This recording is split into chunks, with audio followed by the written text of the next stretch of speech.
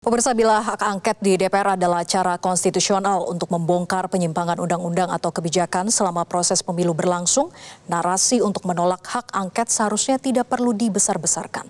Apalagi pengajuan hak angket di DPR justru bisa menjawab kecurigaan semua pihak terkait tuduhan kecurangan di pemilu 2024.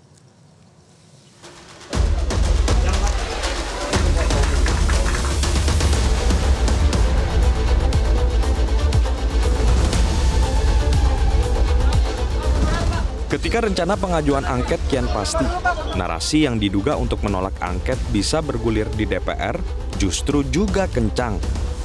Salah satunya datang dari pakar hukum tata negara yang juga wakil Ketua Dewan Pengarah TKN Prabowo Gibran, Yusril Ihza Mahendra.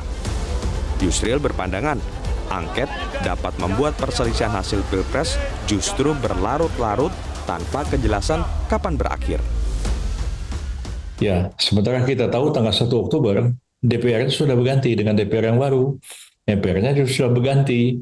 Nah, kalau ini terus berlanjut, ya. Sementara lewatlah tanggal 20 Oktober. 20 Oktober itu presiden yang baru harus dilantik.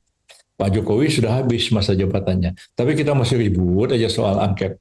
Negara ini bisa, kalau sampai tertunda, pelantikan presiden, negara itu bisa berada dalam keadaan chaos. Ya. Pada prinsipnya, calon wakil presiden Mahfud MD sepaham dengan apa yang disampaikan Yusril. Namun bila angket diajukan untuk memeriksa kebijakan pemerintah yang menyangkut tentang pelaksanaan pemilu, seperti anggaran dan wewenang, tentu tak boleh dihalangi. Tapi hak angket itu berarti nggak ada pengaruhnya dengan pengesahan KPU terkait? Nggak ada. Hak angket itu menyangkut kenapa anggaran ini digunakan ini, kenapa anggaran ini, seumpama itu betul pelanggaran tidak ada nanti dengan KPU-nya, karena KPU-nya itu secara hukum harus selesai kira-kira 5 April. Ujungnya juga bisa berujung pada pemakzulan itu bagaimana? Bisa saja, kan tergantung nanti rekomendasi. Apa saja, nanti angket itu menemukan ini ditindaklanjuti. Kan sama aja juga dulu Pak Harto dan sebagainya kan. Jika ditelusuri sedari awal, ada banyak potensi yang membuat proses pemilu ternoda dengan cawe-cawe Presiden Joko Widodo. Pemberian bansos oleh Presiden secara rutin misalnya, atau makan bersama ala Presiden dengan calon tertentu. Belum lagi fakta-fakta lain mengenai mobilisasi dan intimidasi kepala desa. Maka disitulah fungsi hak angket hadir.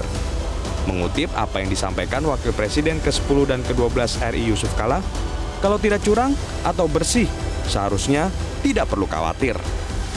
Tim Liputan, Metro TV. Jelajahi cara baru mendapatkan informasi. Download Metro TV Extend sekarang.